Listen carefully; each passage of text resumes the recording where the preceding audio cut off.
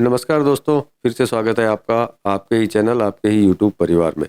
आज credit card के bill के बारे में बात करेंगे क्योंकि मैंने देखा है कि क्रेडिट कार्ड सभी लोग लेते हैं, उसको यूज भी करते हैं। तो उसके क्रेडिट कार्ड का जो बिल आता है वो बहुत कम लोग समझ पाते हैं और बहुत कम लोग नहीं समझ पाते। तो इसके बारे में चर्चा करेंगे दोस्तों, लेकिन चैनल पर नए आए हैं तो दोस्तों चैनल को सब्सक्राइब कर लीजिएगा और वीडियो को लाइक करना बिल्कुल भी मत भूलिए, क्योंकि इस तरह के वीडियो मैं आपके लिए बनाता रहता हूँ। तो देखिए, मैं आपसे ये बात बोल रहा था, क्रेडिट कार्ड सभी लोग लेते हैं, यूज भी करते हैं, उसके बाद में बिल भी पे करते हैं। तो बहुत लोग ऐसे हैं जिनको पूरी तरीके से क्रेडिट कार्ड के बिल समझ में आते हैं, और बहुत लोग ऐसे हैं उनको क्रेडिट कार्ड का बिल समझ में ही नहीं आता।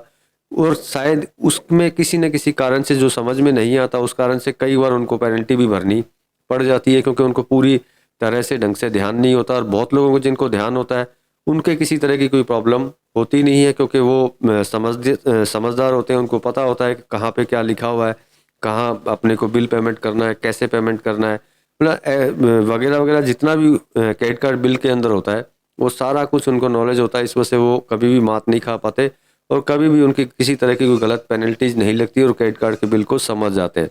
लेकिन जहाँ तक मैंने देखा है, ज़्यादातर लोग जो हैं क्रेडिट कार्ड के बिल को नहीं समझ पाते, और फिर भी अंदाज़न वो अपने हिसाब से खाली छुटमुट देख करके अपना बिल भर देते हैं, लेकिन कई बार फिर भी गलती हो जाती है। उनको पता नहीं चलता कि कौन सी चीज़ के अंदर क्या लिखा हुआ है। तो आज का वीडियो सिर्फ इसलिए है कि मैं सिर्फ मेन पॉइंट्स आपको समझा पाऊँ क्रेडिट कार्ड के, जिससे कि कभी भी आप गलती ना करें और कभी भी किसी तरह का कोई पेनल्टी आपको ना भरनी पड़े। तो चलिए दोस्तों, आपको स्क्रीन पर दिखा देते हैं कि मेन पॉइंट्स आपको क्रेडिट कार्ड के बिल के, जिससे कि आपको ध्यान रहे कि आपको कब क्या करना चाहिए, उसमें जो लिखा हुआ है वो क्या है। तो चलिए दोस्तों, स्क्रीन पर चलते हैं और आपको समझाते हैं क्रेडिट कार्ड के बिल के बारे में मेन पॉइंट्स। तो देखिए दोस्तों, क्रेडिट कार्ड में सबसे पहली चीज़ जो होती है वो होती है पेमेंट ड्यू डेट। ये चीज़ आपको समझ के रखनी होगी। इसके अंदर आपका आउटस्टैंडिंग बैलेंस हो गया, या कोई लेट फीस पेमेंट हो गया, कोई एडिशनल चार्ज हो गया, वो जो जमा करना होता है आपको, उसकी ये डेट होती है। जैसे आउटस्टैंडिंग बैलेंस का मतलब हो गया कोई अलग से बैलेंस आउटस्टैंडिंग है आपका, वो आपको जमा करना है। उस टाइम को अगर अपन देखते हैं और बिल में जो लिखा हुआ रहता है पेमेंट ड्यू डेट, उसका मतलब ये होता है, मेरे हिसाब से आप समझ गए होंगे। क्रेडिट लिमिट का मतलब जो है, इसका मतलब यही होता है क्रेडिट लिमिट का, कि जो आप यूज करते हैं अमाउंट, कहाँ तक आप यूज करते हैं, कितना खर्चा कर सकते हैं आप अपने क्रेडिट कार्ड से, वो होती है credit limit.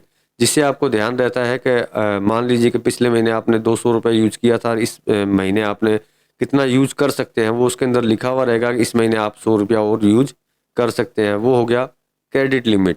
Current outstanding balance बोलते हैं उसको, जो मतलब जो भी क्रेडिट कार्ड आप यूज करते हैं, आपने पूरे महीने उसको यूज किया, अब उसको उसका पैसा आपको देना है, वो करंट होता है प्रेजेंट टाइम का, कि आपको अभी कितना पैसा देना है, वो हो गया current outstanding balance.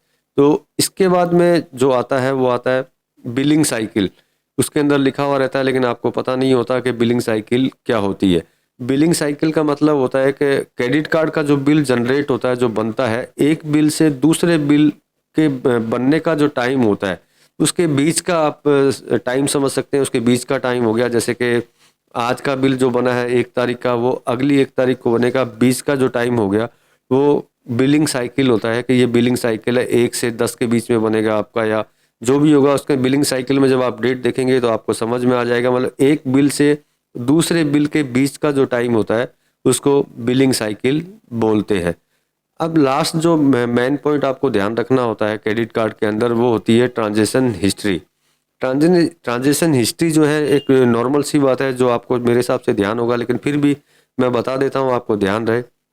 Transaction history वो होती है कि जिसमें आपने पेमेंट जो दी है या आपने कुछ लिया है, जितनी भी हिस्ट्री आपने क्रिएट की है, पेमेंट लेने की, देने की, खर्च करने की, जो भी होती है, उसकी पूरी जानकारी इसके अंदर रहती है। कि आपने पेमेंट कब दिया था, मिनिमम अमाउंट दिया था कि फुल अमाउंट दिया था, आपने खर्चा क्या किया था, वो पूरी की पूरी ट्रांजेक्शन हिस्ट्री होती है। जिससे आप ये पता कर सकते हैं कि हिस्ट्री में जो लिखा हुआ है वो आपने किया था या नहीं किया।